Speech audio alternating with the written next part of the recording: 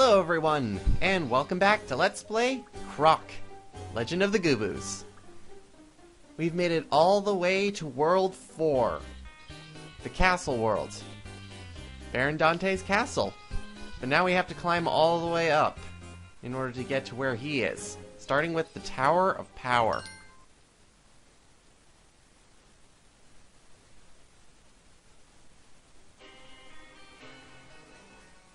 So if you thought World 3 was a bit problematic or really annoying, World 4 has its own special tendencies to really make you frustrated. Not so much in the first 3 levels, but in the next set of levels, oh boy, will we get to those. But anyway, the Tower of Power. The whole concept of this is that we have to climb this tower in the middle here, which isn't really attached to anything. It's just kind of in the blank void. And yes, this is a pit, so if you fall down, you will go into the bottom of this pit and you will die. And you will die a lot, because there's a lot of pits in this entire world. Yep, easy, easy does it. Easy.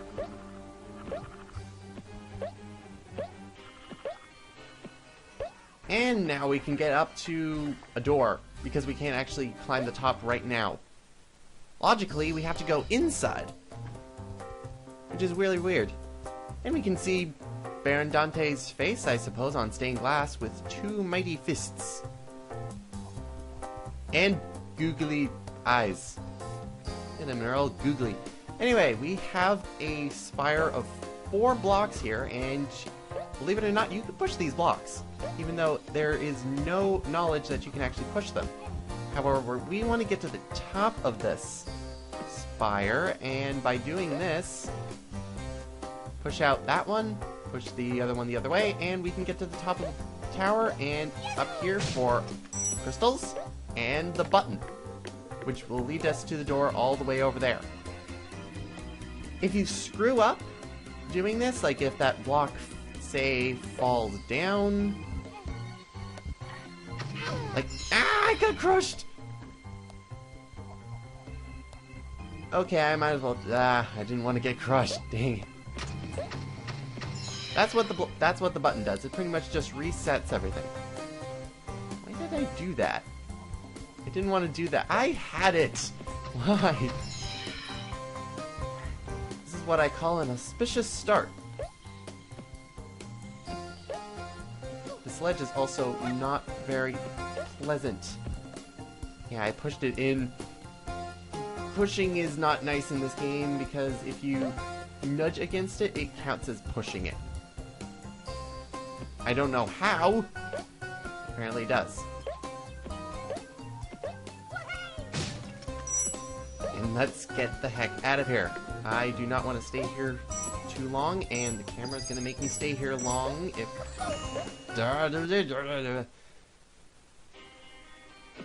Okay. So that was the easy part. Or what I call the easy part. Now it's time for the hard part. Bridge from nowhere and up on these monkey bars.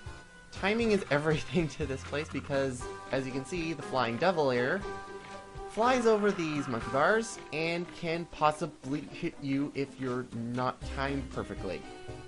And when he hits you, you fall down into the pit and you have to start all over.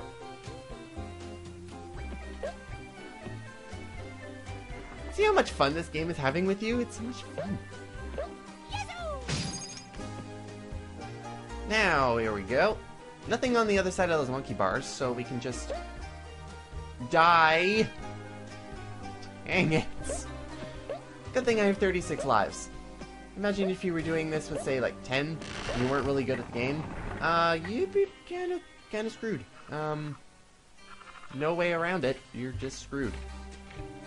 I don't think I timed this right. You really have no idea if you timed this right unless the guy hits you. I'm good, I timed it right. However, I have to stay up here, because if you fall down, there's a cracked platform. Not good. Nothing is good about this world. That's why Baron Dante made it its own. See his little insignias on the platforms? Yeah, those are really good. Really, really, really good. I'm having fun. I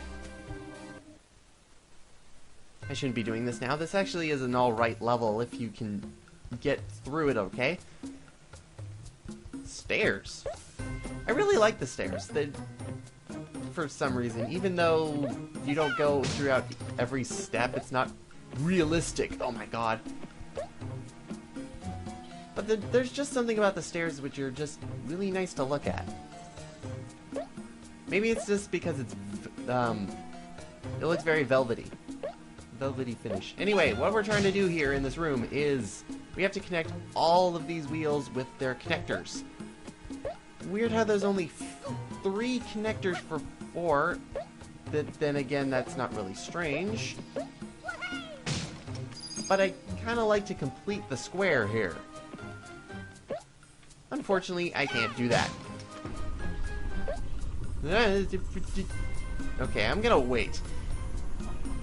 So, let me talk a bit about Croc in terms of more about his character here. As you can see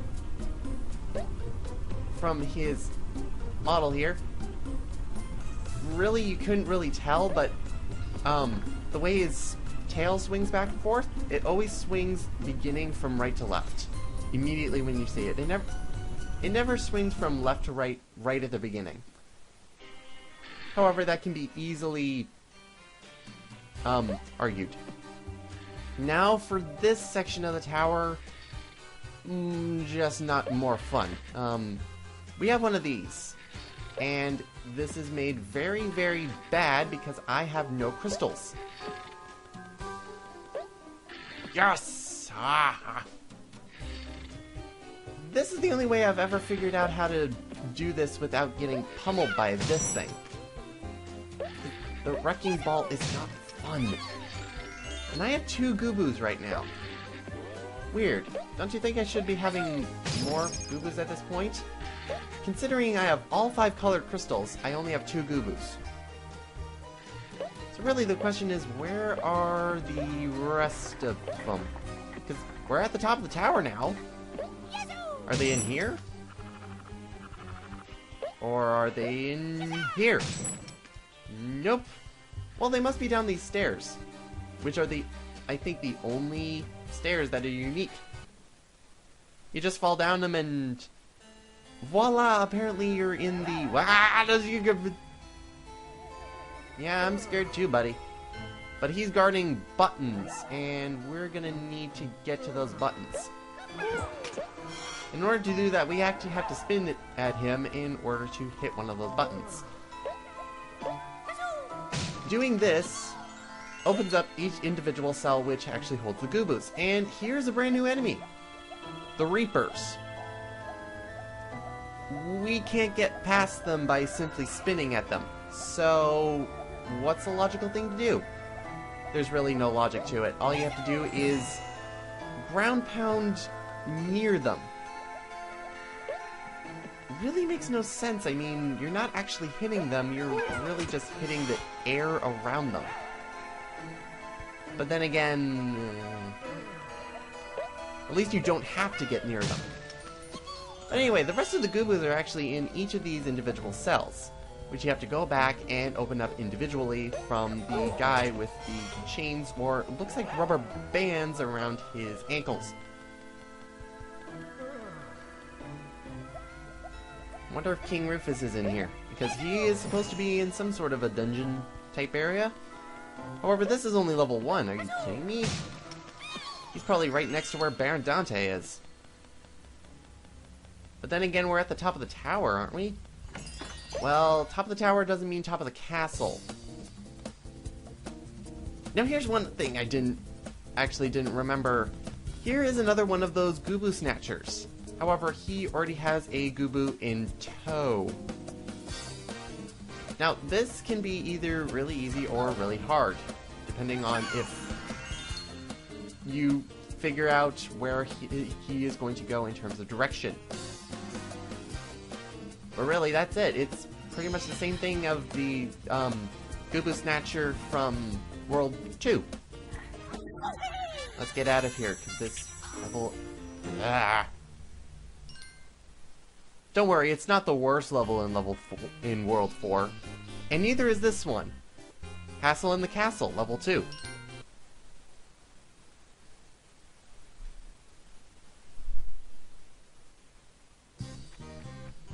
In between all of these levels, Castle in the Castle I think is my favorite level out of World 2. I think it's just because of, what is it? I think it's because of how much there is in terms of flow. It doesn't feel like I have to stop for any serious amount of time. Now there's a bonus area in this place, and maybe I can show it. There it is, all the way down there. How do we get to it, though? Well, the only way we can actually get to it is by making a leap of faith.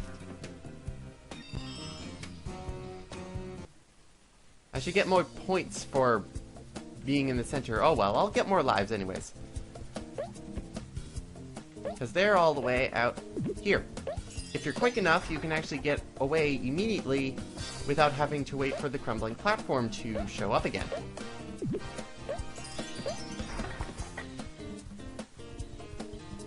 Okay, nope. Let's not touch that yet. We have to get life. Boop. There we go. If you hesitate, you just wait for the crumbling platform to come back. It's really no big deal. However, now we can continue onwards. More monkey bars. Kind of weird. Baron Dante would never use this stuff because he's way too big. But really, the Dantinis don't use these kind of monkey bars things either. So who are they for? Because none of the Dantinis really move outside of their immediate area. And here's the two interesting portraits. This one, not so interesting because we can't actually read it. However, I just want to show off the polygons and pixels. Because this picture actually juts out at you from the center.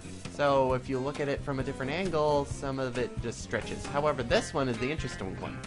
Mrs. D. Baron Dante's mother? Possibly. Evil may run in the family.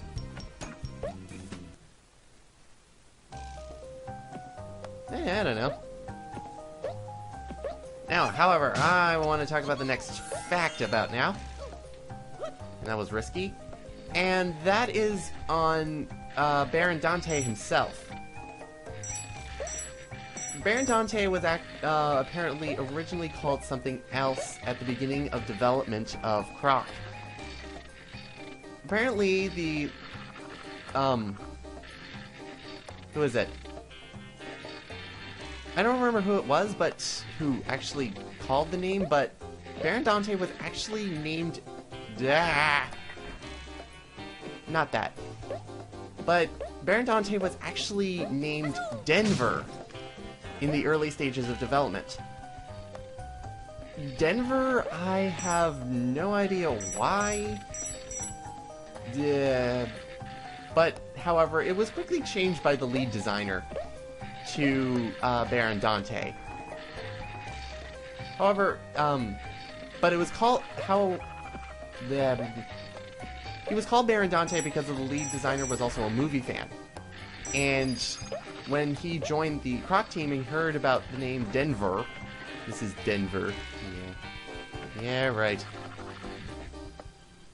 But apparently, quoting him, he responded to the name of Denver by calling it rubbish. Electrical... What are these things? I don't know. They never show up again. But yeah, Denver was just a bad name in his eyes.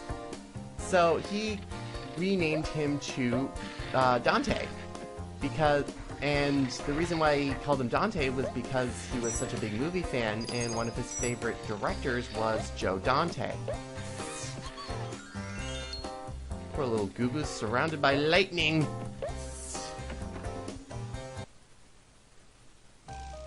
So that's where Dante came from. However, where did Baron come from?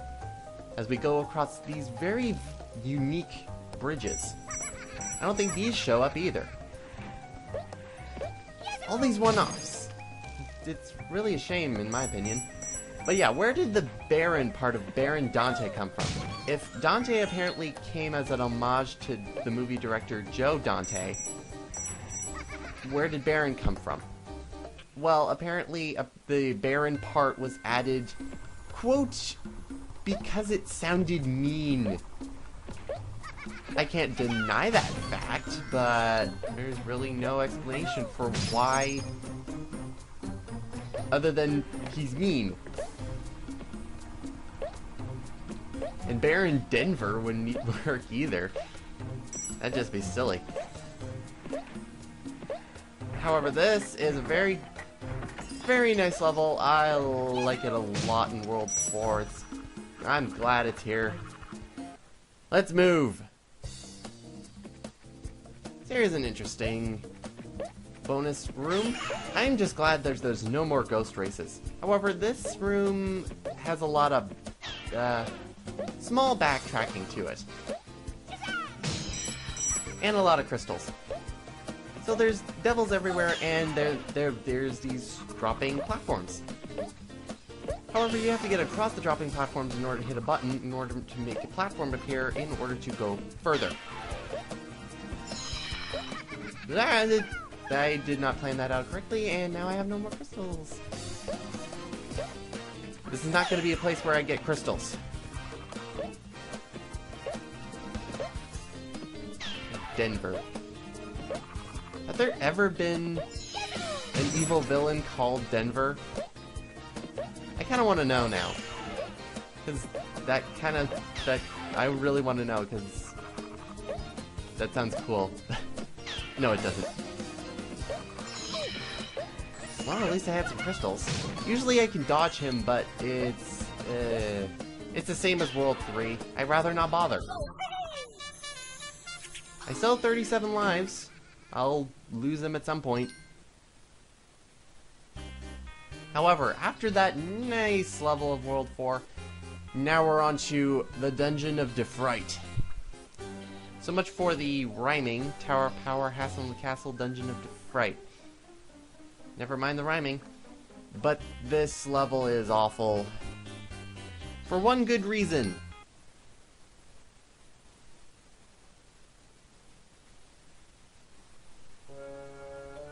And the reason is not because it's in the jail section of the tower, or the castle.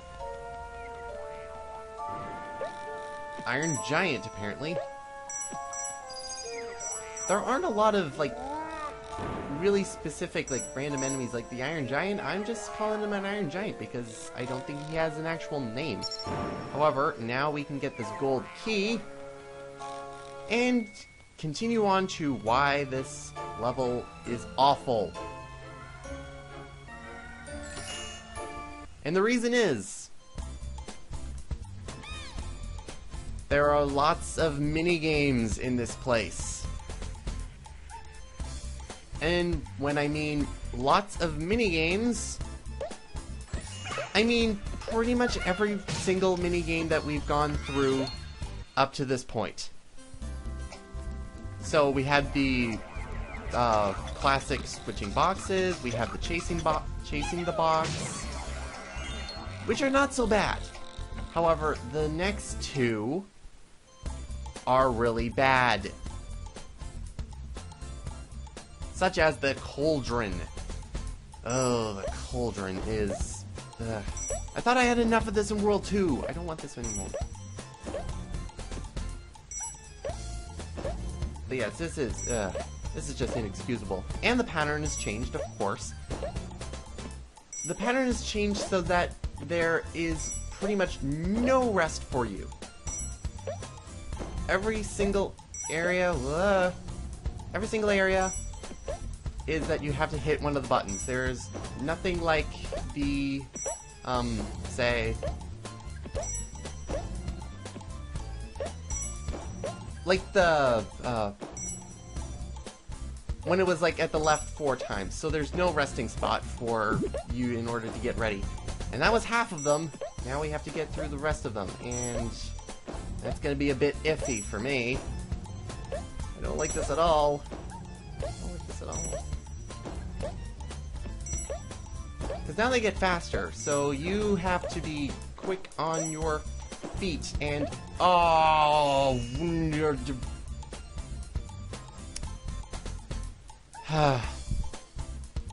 of course, we can't go backwards, so we can only go forwards. However, I'm getting this Gobbos right now, so I'll be right back.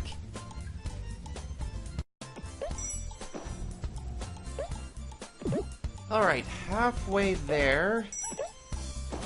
Around the same... This is awful. I don't like these things at all. Especially when you have to do, like, horizontal movement. Very iffy.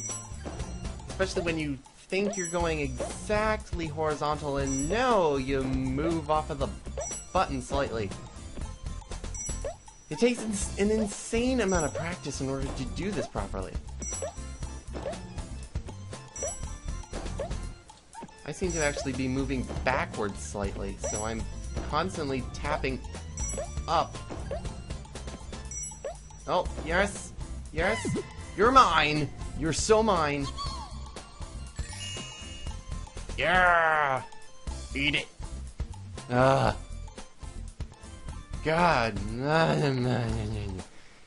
And we're not done yet. No! Remember what the last one is? Yeah, it's, killing the sheep.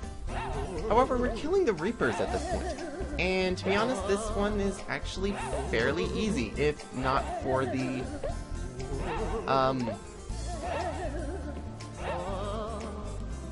well, we'll just listen to them.